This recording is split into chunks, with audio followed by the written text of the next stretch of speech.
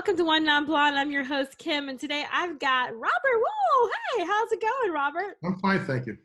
Oh, I am so excited. You are like, growing up, you were the epitome of like my going to the movies person.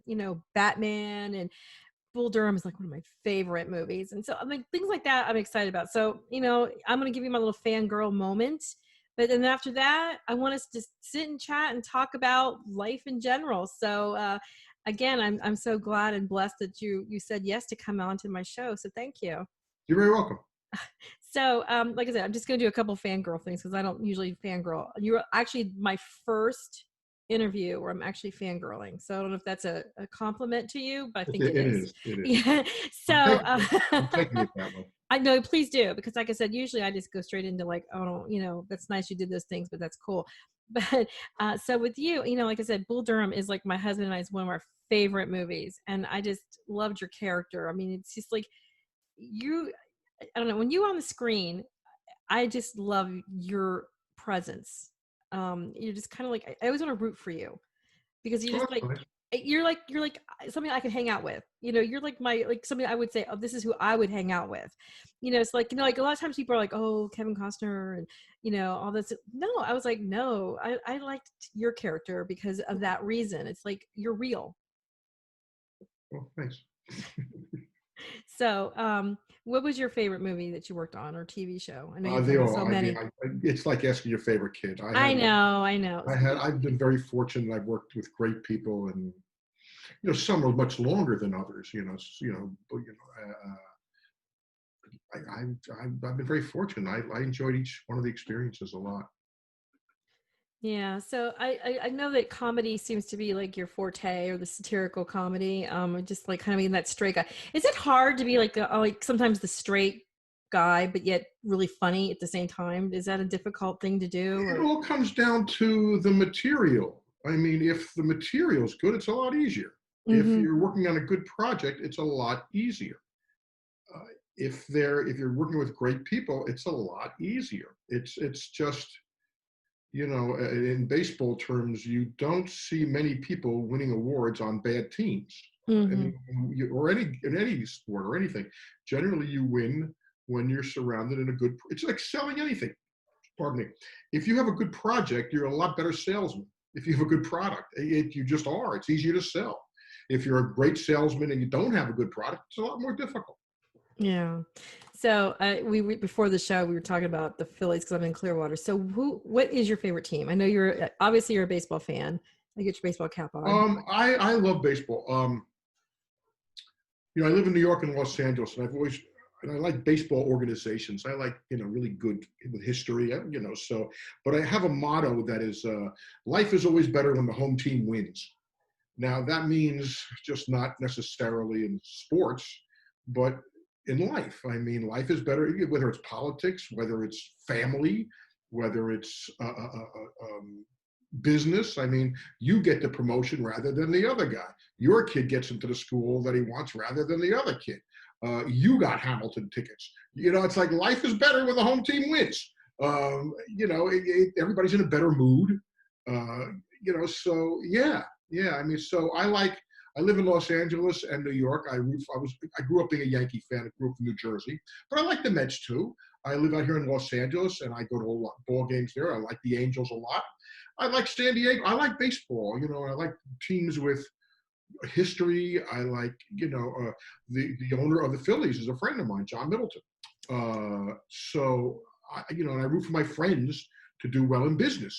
That's another thing too. I think this loyalty, the loyalty idea in sports, I understand it. I appreciate it. I don't know if I agree with it a lot. Yeah, it's your city, it's your team, but you have to remember that all professional sports teams are monopolies. So there's one in a city, with the exception of New York, Chicago, LA. There's two. Yeah. So if there's one store in your city and you don't like the product that they're selling, why am I forced to root for that store? And especially if the guy who's running it or the person who's running is an asshole. It's like, why am I rooting for them? Because this is the only store that I can go to in my city. I understand the loyalty. It's something the passion, and you grow up with it. It's your family, it's your father, it's your friends that grow up with. I understand all of that, but I am coming more to grips with why am I rooting, for people I don't like, because it is a business and they are monopolies. You can't have another one. So that's a conundrum for me. So have you ever been to the Tropicana Field here in Tampa Bay? No, it's one of the very few I haven't.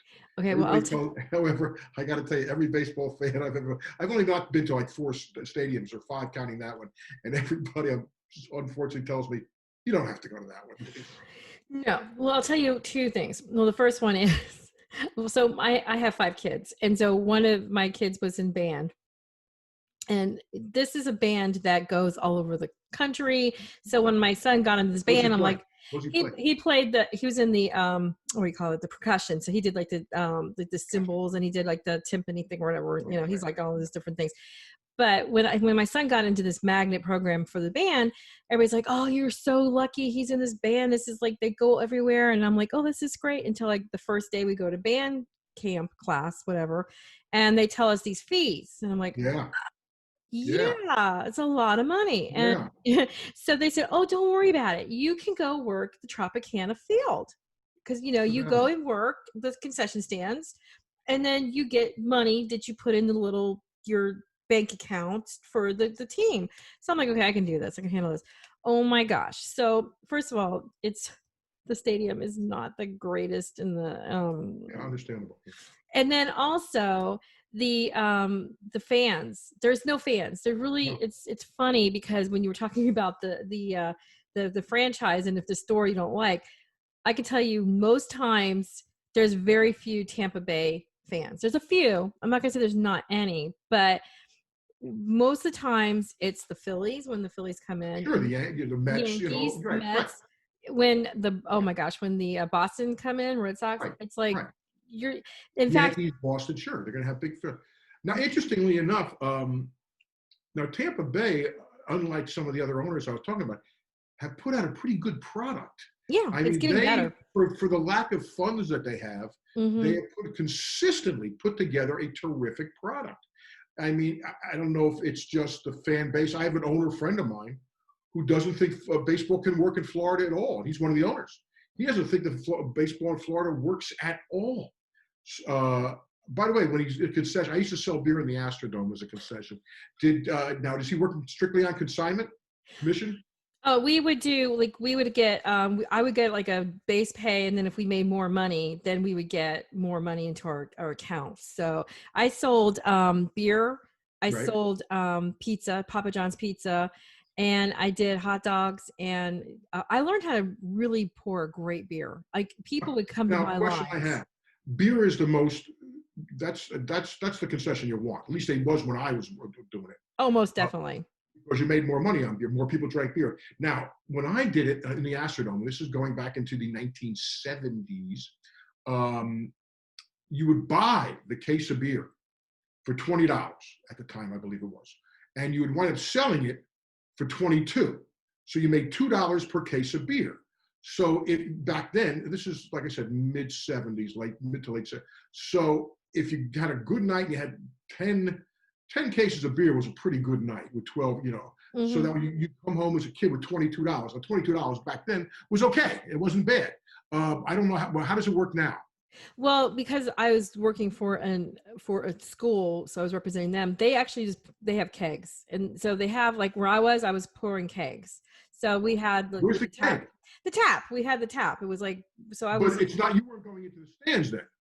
No, I wasn't in the stands. I was in the concession part. So okay. Yeah, I didn't get to do that. I want to do that though. That'd be so cool. Yeah, I would go into the stands. Cold as foam in the dome. I would do that because see, that's my kind of personality too. In fact, that's how I got a lot of people to come over to my booth because I'd be like, I would always tell people I had the best beer, and I said I can get your, I can get that head down. So it was like, as I was good, I was like I could get that foam. So because when you're paying like this little teeny cup. And you're paying like $12 for it. People want to make sure they're getting all beer. They don't want the foam. You bet. So I really learned how to tap that keg good. So a lot of people actually wanted me on their team because, like when we would go in teams, and people would always ask me to come on with them because they knew I would be able to do the keg really well.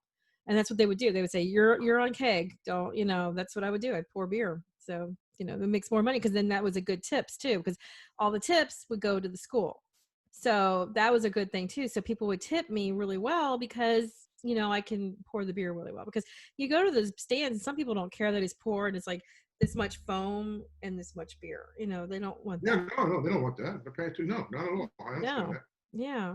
So, yeah, baseball. So what do you think about baseball starting up again? I mean, when we're taping this is May 7th. So baseball's already starting a little late. So what do you think about, I amongst don't this have a clue. coronavirus? I don't. I know they're making plans, and they have a bunch of different plans, but I don't have a clue what's going to happen. I mean, are they going to play with fans, without fans? Are they going to play? Are they going to combine the leagues and do it geographically? I've heard three divisions, and mixing American League and National League teams. How many games? I don't have a clue. And what happens when the first guy gets infected? There's so many variables that I don't know. Yeah, I know. It's like I know sports are big part of our persona, our culture, our identity as United States of America, Americans. And it's such a difficult time for us because you want it to come back and you want it to be, successful, but at the same time, like you said, there's so many variables that could really cause a big problem. Indeed. Yeah, I don't know. So so with that, I saw that, I was looking at your Instagram, not Instagram, your Twitter, and I saw that little video you did with Don Most. Yes. So what, you guys just up in one night and decided that this is what we're going to do, or how did No, that no. come Don about? called me. His friend, I can't think of the guy's name. His friend has written these little playlets.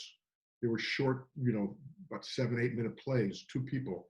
And I'd worked with Don a couple of years ago. We were in North Carolina doing the Sunshine Boys together. So we became friendly. And he's a sweetheart of a guy. And he asked me, listen, I got a 2-person play. You want to do it? It would be easy because you can just read it. And he said, you want to do it? I said, sure. I mean, that's the extent of it. So I got the play. I read it once or twice. We did it once or twice, and that was it. I mean, that's it. But people have been responding very positively. It was hysterical. It was very, I love you. Like rubbing your nose and sneezing and stuff like that.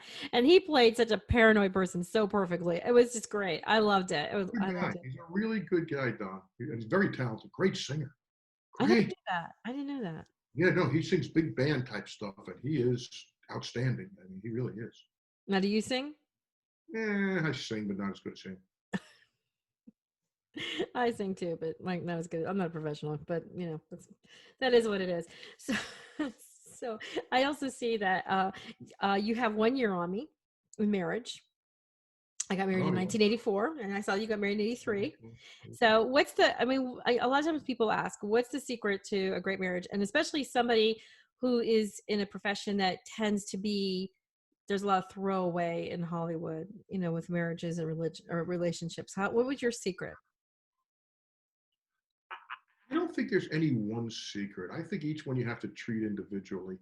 I know for us, we spend a lot of time not seeing each other, which is good. Mm. Um, I would be on the road a lot as a stand-up comic or doing a movie sometimes, but she was there some with me. If I was there for any period of time, she'd be with me. Um, Also, our schedules are different. My wife is an insomniac, so and she's up till like 6 o'clock in the morning every day, sometimes 7 o'clock. So she doesn't get up till 4 or 5 in the afternoon. So I don't see her that much, which is good. We don't have time to fight. So that's our thing. Also, we have 2 residences in New York and LA, and that was just it's worked for us. Now, also, we don't have children. We have dogs. We have always had dogs, but we don't have children. And I've noticed my friends who are married a long time, most of them don't have children. I don't know if there's no fights about the kids, about schooling, about where I want to live, pack up and go. It never became an issue. Now that said, her parents were married all the time. This is Barbara's second marriage, but my first. And the other thing is, I don't like change a lot, so I'm lazy, so I stuck with her. I sometimes I tell my husband that I'm like, do you just settle? Like, did you settle and that's it? And you're done. I don't want to go. This, I don't have to change There's some truth to that. I think so. Just There's some truth to that. My husband and I, like I said, we got married in 1984. We do have 5 kids, Right, but so but I think what you said about, like, I spend a lot of time with him, but not necessarily because him and I both have, like, he gets up at 4:30, 5 o'clock in the morning. I'm, not that. I'm the later, night owl. I still have to get up early to go to work, but not as early as that. I get up by 8 o'clock, 7:30, 8 o'clock. So, what does he do? He's in construction. He's a site superintendent. So yeah, he gets up and goes and does all that stuff. He's on a job site before I even What get are the up. ranges of the kids? Pardon me? Oh, my kids. My youngest is 23. Then I have a 24-year-old, 25, 29, and 31. Okay, so they're grown kids now. Yeah. Are any of them still living at home? Nope. None of them. Yeah. You're lucky, because everybody now is living at home. Nobody's got jobs. I know. My nephews and nieces. My goddaughter, fortunately, she's 25 and she's got a job. Although she works in New York, but they don't want anybody in the office, so they told her she could work from home, and she lives in Santa Barbara with her mother now. So she's living in Santa Barbara, and she does all the work on computer. And thank God, knock wood, she's still got her job. And a lot of them are living at home. Yeah, my one son, they've lived here like off and on. It's actually the last this year is actually whenever he kind of moved out, because up until here, my youngest daughter, she just moved. Poor girl. She just moved to finish her undergrad. She did half her undergrad here in this area, in Clearwater area, and then she's finishing up the last part of it in Fort Myers, which is like a 3-hour drive away. So she left in January, and of course the pandemic hit. And she's a pharmacy tech at Walgreens. And she gave us a little scare a couple months ago. She called me about 6 weeks ago, and she goes, I got the fevers, I got the chills. And I'm like, oh my gosh, I have to get to my baby. She had a mild case of the flu. I know that sounds really weird, but I was thank God it was a mild case of the flu. Are you a grandmother? Yes, I am. I got 2. My wife always said that I don't know if I'd be a very good parent, but I think I'd be a great grandparent. Oh. And I agree with that. Because you get, like, we're everybody's favorite uncle, and we're Uncle and Auntie Mame. I'm usually Uncle Mame, they call me, because I'll take the kids anywhere. I took my nieces and nephews to London last year to go to the Red Sox Yankees game. We'll fly. I'll take everybody for my wife's birthday. I flew everybody to Paris. Nice. She had a birthday party when she turned 60, and I took like 11 people to Paris, her girlfriends. So I love that. I love doing that. And also the kids go home at night. That's the other part we like a lot. Oh my gosh. Yeah, I have parents, I have he'll be 3 years old in June, and then William will be 2 in June. My daughter had 2 kids a year apart, so they're really close in age. But I will tell you, the other day they were over, and I was like, I love them dearly, but it got to me, I was like, time to go. They're going home right now because I'm tired. Time to go. Yeah, I know. I know that feeling. Yeah. That's why. Like grandparents is easy, but we're like the same way. Uncle and aunt, we could spoil everybody. Yeah. That makes it great. It makes it a great thing. So what kind of dogs do you have? I just lost my 2 kids. I'm sorry. They came from a line of many champions. They were 2. We always get rescue dogs. They were 2 children. Let me see if you can see this picture. I don't know if you can see that. Let me put my glasses on. I'm going to cheat here. Oh my gosh, they're so cute. I see. Put it back up. They are so cute. Oh my gosh. Yeah, they went to Paris 7 times, as you can see in the background there. I'm jealous. I want to go to Paris. Paris is special. Not right now. Will you adopt me to be your? Yeah, my mother used to say, I want to go come back as a dog in your house. Yeah, I want to. Paris 7 times. Yeah, because like I said, like I got some poodle hair. Yeah. They spoke the language. They're woof woof. Zabawa. The Bow Wow. Bow Wow. Zizi Bow Wow. Give And me. dogs go anywhere in Paris. I mean, they were small enough they could sit with us on the plane. And dogs, we go to restaurants, hotels, anywhere in Paris. So we loved it. We always went. But I just lost both of them over the past year. I'm sorry. Sorry Yeah, to hear that. yeah. I have a black lab right now and a German Shepherd. And my German Shepherd, I'm sure you're hearing in the background. She's like, the dog needs, I don't know, I think she needs some kind of tranquilizer gun or something because she's so needy. I think she needs to have a companion 24/7. And it's even with that, she's crazy. In fact, the other day you know how I get the bathrooms always have the windows have like that frosted glass windows, and I turn around to flush the toilet, and I can see the window, and I see these ears like this, like the shadow, like the Batman, the bat. So her ears look like Batman ears. And I'm like, so I open the window, she's just looking in. I'm like, great, she's a peeping Tom in the bathroom. So, so yeah, so that's what my dogs are crazy like that. So so you travel a lot, obviously. Not as much now. I mean, nothing now. Nothing But now. I like traveling a lot. I do. I like travel. In fact, we haven't got other dogs yet because we had the last dogs for 17 years, and you couldn't travel to certain places that I wanted to go to. So we were supposed to be in Italy right now, Um, but once this is over, knock wood, I want to go to Italy and Hawaii and a couple of places, and then we'll get more dogs. oh, nice, nice. Now, have you been to like the African continent, or you just basically No, stay in? Okay. no, You ever no. think about going there or not really? Well, I would like to go. The problem is my wife is disabled, so I'm a little bit limited Mm-hmm. on where to travel with her. Um, so yeah, I'd like to go to Africa, but again, I'd be limited, you know. But and also that's a long way away for her. She can't sit; she has to lay down. So for that period of time, she can't sit for a long period of Oh time. yeah. So everything's up in the air. So. So what do you have going on now? I mean, besides doing little I'm actually writing a baseball book. I'm with all my friends who I've met in baseball, and I'm getting their opinions on stuff. And I'm doing a baseball book right now, which is a lot of fun.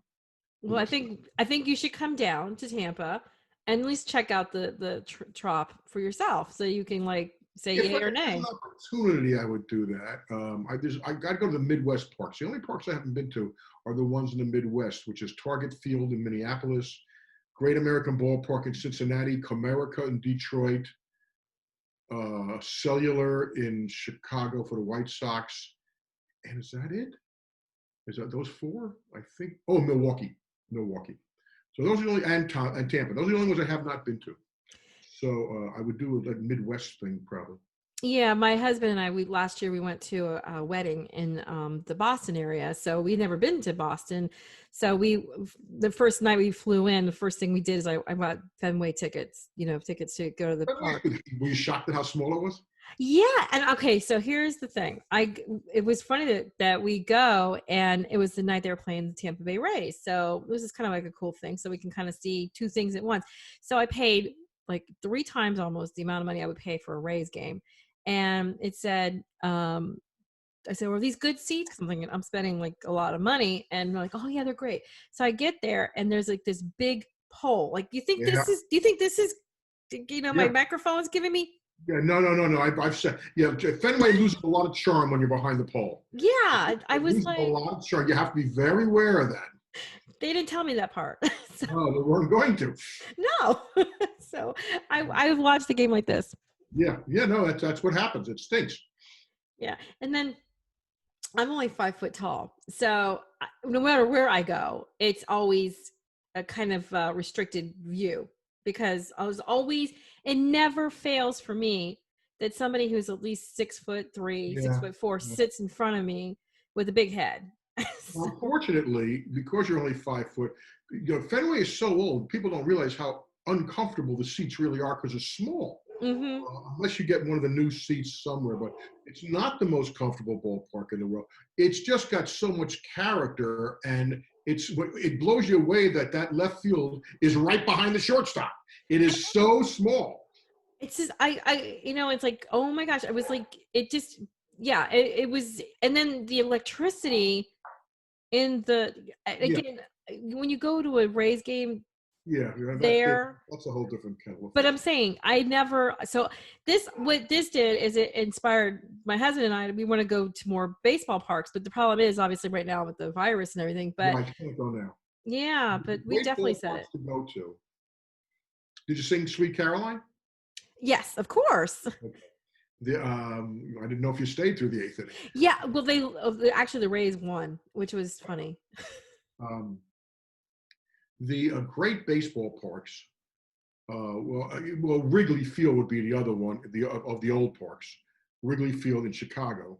But out of all these new parks, there's a couple that really stand out. They're all really nice, but the ones that really stand out are, well, Baltimore's Camden Yards was the first of these retro parks, and that's quite cool. But the two really parks that I think are heads and tails above everything else as far as beauty and as far as just being great. One is San Francisco's AT&T Park, which has this great neon large Coke bottle in left field. It's very good. And the other one, believe it or not, is Pittsburgh. Pittsburgh's probably the prettiest ballpark of them all. It is great. It's small. It's only got one deck, Wow. but it is great, and it faces downtown over the skyline over, and you walk across the bridge of the river to get. It's a great ballpark. Those are the two. Uh, that I would highly recommend it. I mean, they're on opposite places, but and there's a lot of other nice parks that are great. Petco in San Diego is great. The Washington Park is nice. The National Park, St. Louis, Cleveland. I mean, they're all nice. Seattle's got a really nice park.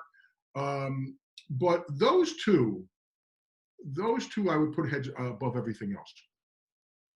I definitely have to do that because like my family's from the Pennsylvania area. So, I've been to Pittsburgh, but never been to the park, the ballpark. Great park. Yeah. I've been to the Get a hot zoo, dog things like that. at the Big O. Get the hot dog. That's a local joint. The Big Yeah. O. Yeah.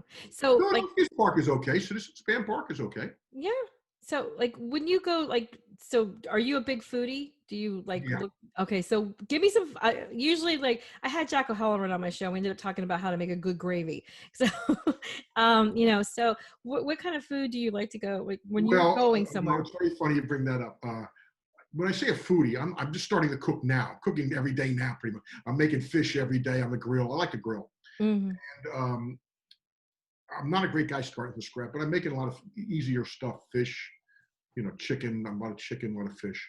But it depends where you go, what city you're in, what you should eat. My best friend in New York is the James Beard Award-winning restaurateur. He owns Nobu, Mm. so I've gotten to know that world a little bit. And it depends where you are. But there's certain places, I'm not a cheesesteak fan. I don't like the Philly cheesesteaks. Cheese whiz to me is like crap. Yeah, I agree. Now, for example, I'm a bit of a snob, but I think Kraft in general makes a lousy product. I've always thought Kraft was crap. Hope they're not one of your sponsors. No, they're not. I'm learning. I'm new, so I don't have a sponsor like that. So no. I always thought Kraft makes. I mean, yeah, when I was in college and I ate the macaroni and cheese, okay, but I wouldn't call that gourmet food. Good Uh, sir. Hmm. but it's funny because right now there's a great restaurant out here called Spago's, Wolfgang Puck's original restaurant, and during this time they're actually doing takeout. And they're doing a burger tonight. And so my assistant just ran out at 4:00. We're getting Spago burgers today in another 40 minutes or so. So I'm looking forward to that. You have to Um, let me know how it is. So I want to know how that is. You need to. I'm following you on Twitter, so you can at least say shout out okay. to me and say how the burger was because I'm always looking for a I'm good sure burger. the food it's a Michelin star restaurant. It's going to be great. Yeah. It's not. I mean, it's not cheap, but I mean, nothing is anymore. But they're having this deal. They give you French fries and a Caesar salad and tater tots, and they give you a blueberry pie. You're making me So, hungry. yeah, this should be terrific tonight. Oh, I'm excited for you. Oh my, I'm excited too. By the way. Oh my gosh, yeah. So yeah, because like when I travel, I don't know about you, but when I travel, of course, I don't get to travel very much. I'm kind of cooped up in my little world, and I never had like when the kids were little, we just didn't have these resources, and then you're always working and things like that. So when I do go, I don't know about you, but I pull out my my trusty cell phone and I look up what Food Network says the places to go where I'm at, so I could try those places. And my daughter and I, she was working this last summer, and she got an internship in Wichita, Kansas, and then she was driving home to Clearwater. So I flew into Kansas City, Missouri Whoa, whoa, to. barbecue, Yeah, barbecue, I know. I was like excited best about barbecue in the barbecue. country. My favorite barbecue city in the country. Yeah, so I was like excited. I was like, this is the place to be. So I want to go back again there. Oh, And yeah, so I that took was my really cool. goddaughter there. The my favorite barbecue place. I mean, you got your choices of Oklahoma Joe's, which is actually in a gas station. Oh, You've got Gates Barbecue, which is world now. You have Arthur Bryant's Barbecue, which is, oh, these are great, famous barbecue places. Also, Kansas City is a great restaurant city for Italian food. Most people wouldn't think that, but actually, the reason for that is it's a great mob town. It's a great mob town. Most people, in fact, if you ever saw the movie Casino, yes. with Robert De Niro. If you remember, all the guys in Las Vegas, they were funneling all the money through Kansas City because that's where all the Godfathers were. And it's always been historically a great mob town. So you have great Italian food there. Love I know. Kansas City.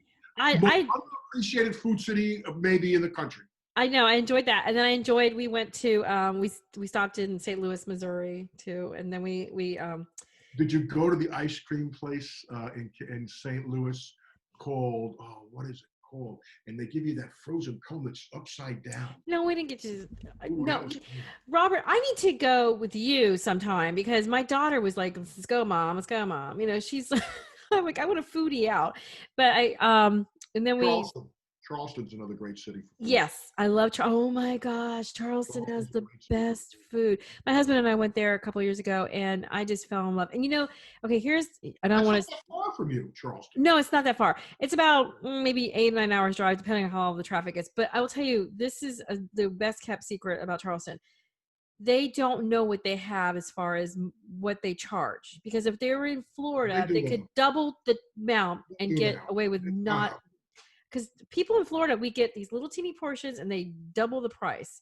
When we went to No, yeah, Charleston, we're Charleston, like, we're getting all this food for that much money? yeah, Charleston is quite. That's become a big foodie place. Big food because they did it because they had no other. They become a big foodie place, and that was a tribute to the a longtime mayor there. From the story I heard, because they had no other, tourist. You know, it's not like there's no ball clubs there. There's a minor league baseball team that Bill Murray owns, but there's no ball clubs there. There's no, they got hit by the hurricanes. There's no cultural. It's not like it's Savannah, which has history there. I mean, I prefer Charleston. It's not like New Orleans, they don't have that. So they decided to really redo the downtown some years ago, and the foodie scene took over. And that's been the big. They've got great hotels there now. I'm a hotel freak. That's where I really am. Mm.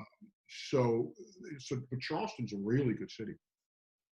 So give me some tips on hotels too, because I like to go to hotels that are not like the standard, like here you go and you're sitting in the same like cookie cutter rooms and things like that. So do you find places with charm? Do you like to do things like that, or? Yeah, yeah, yeah. I do, but that's where I piss away money. Well, I don't have that kind of money to put away, Well, you but don't have kids, you can tell me spend. about. I will live vicariously through your great choices of of hotels because I just think That's they're where the you coolest. can, when you don't have kids, you can spend money on hotels. And also, my wife, like I said, she's disabled. So for a lot of people, a hotel room doesn't mean a lot because they're not there that much. They're there to sleep. They get up and they do a lot of stuff. Well, my wife is going to spend 75% of the time in the hotel. So it's very important. Plus, we had the dogs always traveling with us, so we had to have a hotel with the dogs. Yeah. So I mean, there's great hotels. I mean, Charleston's got a lot of great hotels, and um, some of them are more reasonable. Also, I had to get a suite because of I told you my wife is sleeping during the day and I'm up during the day, and I had the dog, so I want to be in a different room. I need space. So if I'm going to be there more than one day, I want a suite. I want another room. So like I said, that's where I piss away money. Yeah, my husband, when we went to New Orleans, we found this little, I forget the name of it was like a I forget the name. It was like a little bed and breakfast. It was Yeah. so it was quaint. I loved it. It was so much Yeah, more fun.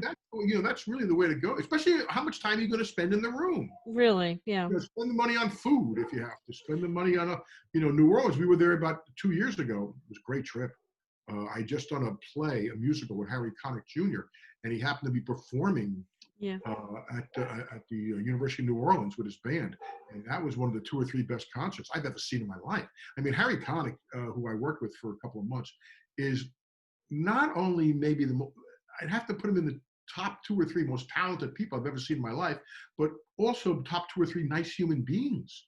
I mean, really great human being I've ever, I put him in a category like with Robin Williams in that kind of, high, you know, Harry is so super, and I can't say enough about nice things about him. But that was great to be in New Orleans, and I went to Emerald's because my buddy who owns Nobu is good friends with Emerald's, so they took us up there. So we had a grand time. And of course you do the beignets thing at Cafe Du Monde. Did that, yeah. You know, I am not, however, have to tell you, I am not a huge fan of like the French Quarter. To me, it's a sleaze alley.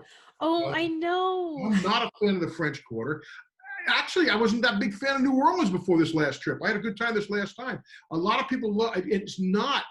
I mean, although I had a great time this last time, and I will revise my opinion, it's not one of my. It's not my favorite. It's not San Francisco to me. It's not. It's not even Kansas City to me. I love Kansas City more. Kansas City was fun. Yeah, Kansas is a great, really, a really underappreciated city. I they have the Negro League Hall of Fame there, the Jazz Hall of Fame, same building. I like that city. I mean, I live in New York, so I have to. Pardon me. I live in New York, and there's nothing like New York. Uh, Excuse me. Boston. I like Boston. Okay. Trying to think of other cities I really like. I like DC. I was gonna say DC is one of my favorites too.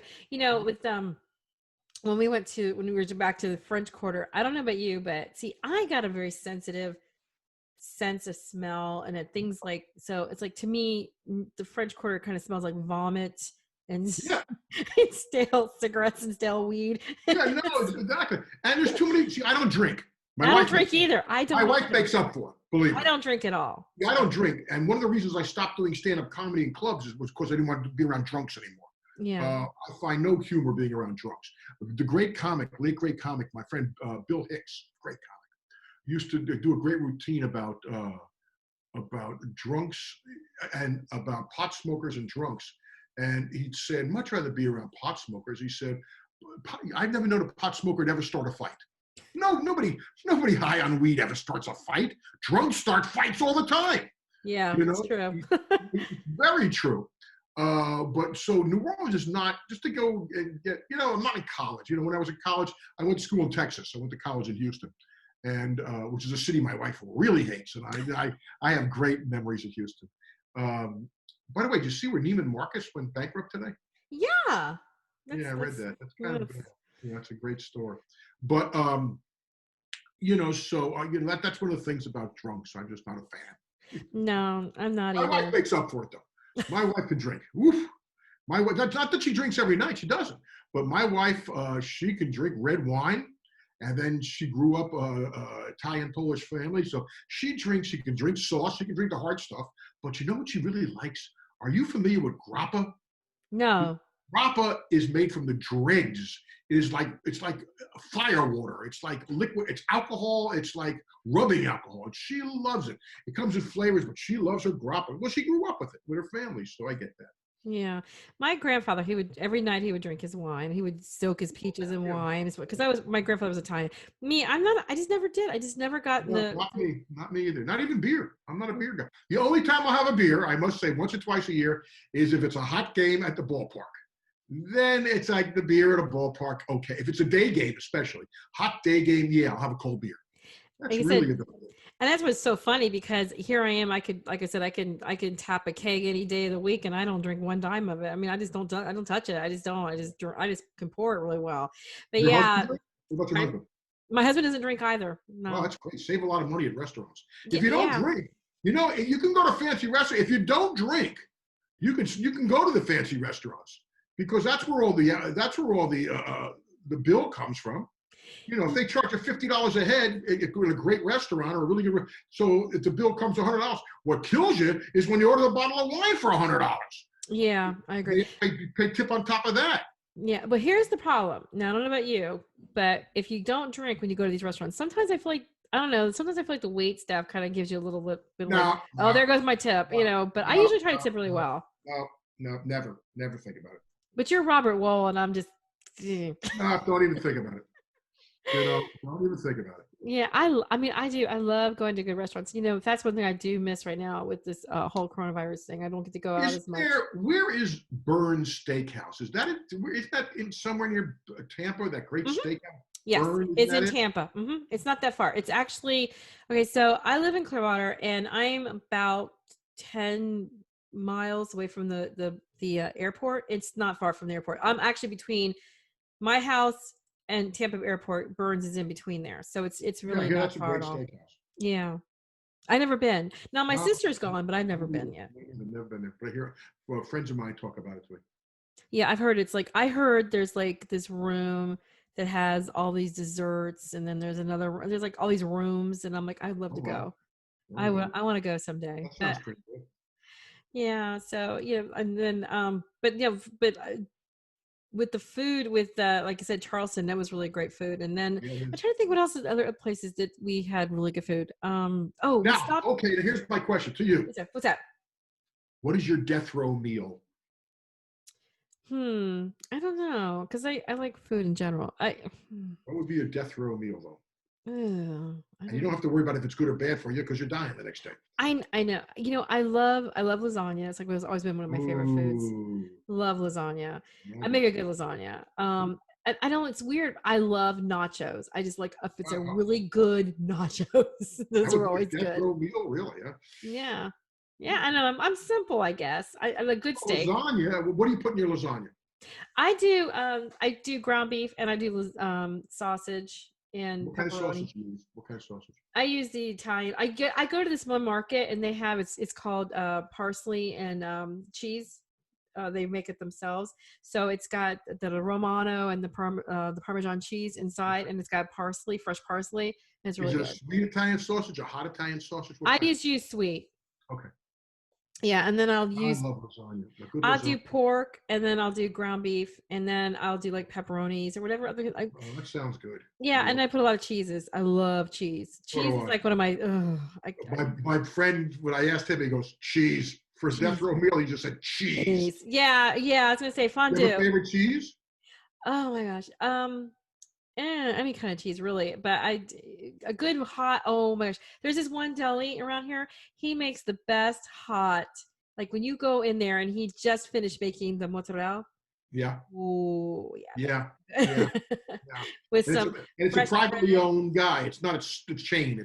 No, it's Yeah. And it just, that's the problem about all these stores going under, and, these chains are going to make it, but, it's such crap food. It's like, okay, you're Italian. It's like pizza.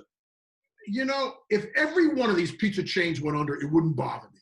I mean, I grew up in New York and New Jersey, so there's an Italian guy making pizza. Mhm. When you go to Pizza Hut or Domino's or, I can't eat any of that crap.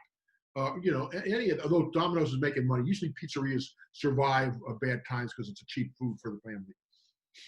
I know, but no, a good pizza. We have like a couple of good places around here that's got good pizza.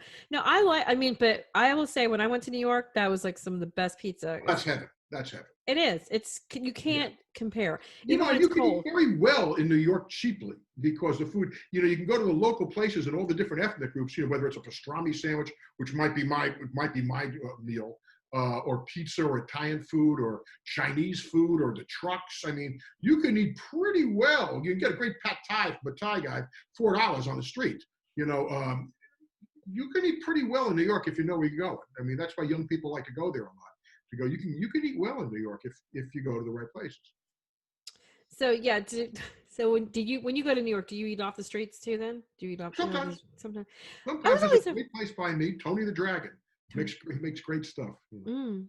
I ate one time. So when I was in New York, the one time we ate, oh gosh, I can't remember the name of the place. It was like a little teeny hole in the wall restaurant, and it was on oh gosh, Park Avenue. It was like down the street, and it was like this tiny, like it had like two or three tables, and it was like really small and intimate. It was an Italian restaurant. It was really interesting.